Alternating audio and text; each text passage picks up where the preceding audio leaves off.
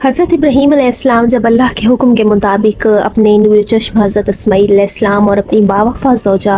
حضرت ہاجرہ کو مکہ کی ان ویران اور خشک پہاڑیوں میں چھوڑ کر جب واپس فلسطین آ گئے تھے، لیکن ان کا دل ہمیشہ بے قرار رہتا تھا حضرت اسماعیل علیہ السلام کو دیکھنے کے لیے، ان سے ملنے کے لیے،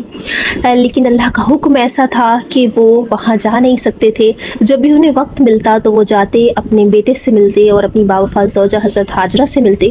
لیکن وہاں وہ زیادہ دیر رک نہیں سکتے تھے کیونکہ انہیں فلسطین واپس آ کر اپنے وہ کام بھی پورے کرنے تھے جو اللہ نے انہیں حکم دیا ہوا تھا۔ لوگوں کو اللہ کے احکامات کے بارے میں بتانا تھا، اللہ کے دین کے بارے میں بتانا تھا۔ اس طرح حضرت ابراہیم علیہ السلام زیادہ دیر نہیں رکتے اور اپنے بیٹے کو دیکھ کر اپنی زوجہ سے ملاقات کر کے واپس آ جاتے تھے۔ حضرت اسماعیل علیہ السلام اپنی والدہ محترم کے پاس رہتے ہوئے جوان ہو رہے تھے، اور وہ جو قبیلہ تھا جرہم، جس کے لوگ بہت زیادہ خوش تھے حضرت اسماعیل سے اور حضرت اسماعیل علیہ السلام کا بہت احترام بھی کرتے تھے، کیونکہ ان لوگوں کا یہ ماننا تھا کہ حضرت اسماعیل علیہ السلام کے قدم اس قدر ان کے لیے مبارک ہیں کہ جیسے حضرت اسماعیل علیہ السلام کے پاؤں اس زمین پر پڑے تو وہاں سے چشمہ جاری ہو گیا۔ وہ زمین کے جو اتنی سوکھی تھی، جہاں کوئی پانی کا نام و نشان نہیں تھا، لیکن حضرت اسماعیل علیہ السلام کے آنے سے وہاں پر چشمہ جاری ہو گیا۔ پھر دور دراز سے لوگ وہاں پر آنا شروع ہو گئے، اور اب جو قبیلہ جو وہ جرہم شہر تھا وہ اور زیادہ بڑھتا گیا، آبادی بڑھتی گئی، اور حضرت اسماعیل علیہ السلام جو تھے وہ اس طرح پرجوش اور پر نور جوان تھے کہ ان جیسا اور کوئی نہیں تھا ان لوگوں میں۔ وہ بہت زیادہ خوبصورت اور صاحب کمال تھے، اور ان کے درمیان ایک ممتاز حیثیت کے مالک تھے۔ وہ حضرت اسماعیل علیہ السلام کا بہت زیادہ احترام کرتے تھے، اور جیسے ہی وہ جب کنواں بنا تو جو قافلے وغیرہ آتے تھے اس کنویں کے پاس آ کر رکتے تھے اور وہ پانی لیتے، تو پانی کے عوض جو تھا وہ کچھ مال دے کر جاتے، جو تھا ان کے پاس جو کچھ پیسے دے کے جاتے۔ تو وہ جو ان کے اخراجات تھے، وہ اس کنویں کے اخراجات، ان لوگوں نے یہ سوچا کہ وہ یہ سب حضرت اسماعیل علیہ السلام کو دیں گے جو انہیں حاصل ہوتا ہے پانی لوگوں کو دے کر، لیکن جناب اسماعیل نے اس بات کو قبول نہیں کیا کہ میں وہ لوں جو لوگ دے کر جاتے ہیں، بلکہ وہ خود روزی کی تلاش میں نکلتے، کام کاج کرتے، بعض اوقات تو بھیڑ بکریوں سے اور بعض دفعہ وہ شکار کر کے بھی اپنے اخراجات چلاتے، لیکن وہ کبھی دوسروں کی دی ہوئی چیز نہیں لیتے تھے،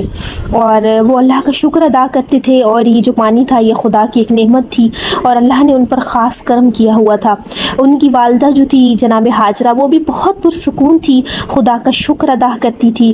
جناب ابراہیم علیہ السلام جب بھی حضرت ہاجرہ سے ملنے کے لیے آتے تھے، جب وہاں پر دیکھتے تھے کہ اللہ نے اتنی زیادہ نعمات سے نوازا ہے، اللہ نے اتنا لطف و کرم کیا ہے، جب بی بی ہاجرہ نے وہ معجزے کے بارے میں بتایا، وہاں پر حضرت ابراہیم علیہ السلام نے دیکھا کہ جب وہ چھوڑ کے گئے تھے تو صرف ایک چھوٹا سا بچہ اور ایک خاتون ہی تھی، لیکن جب وہ ملنے آتے تھے دیکھتے تھے کہ وہاں لوگوں کا ہجوم ہے، لوگ آ رہے ہیں جا رہے ہیں، پانی ہے، اب ہر طرف جو ہے خوشحالی ہے، تو حضرت ابراہیم علیہ السلام یہ دیکھ کر خدا کا بہت زیادہ شکر ادا کرتے تھے۔ اور جب کبھی جناب ابراہیم ان سے ملنے کے لیے آتے تھے تو جناب ہاجرہ کی خوشی اور زیادہ دوبالی ہو جاتی تھی، جب یہ تینوں ہستیاں جناب اسماعیل علیہ السلام، حضرت ابراہیم اور جناب ہاجرہ چشمہ زمزم کے پاس بیٹھ کر اس کے صاف اور شفاف پانی سے منہ دھوتے، تو وہ جو ایک سما ہوتا، دیکھنے والے جو تھے وہ دیکھتے رہ جاتے، اور وہ جو لمحات تھے وہ ہر کسی کو میسر نہیں ہو سکتے تھے۔ خدا کی تین ہستیاں ایک ساتھ بیٹھ کر جب خدا کے معجزات کا شکر ادا کریں تو وہ دیکھنے والے دیکھتے ہی رہ جاتے تھے۔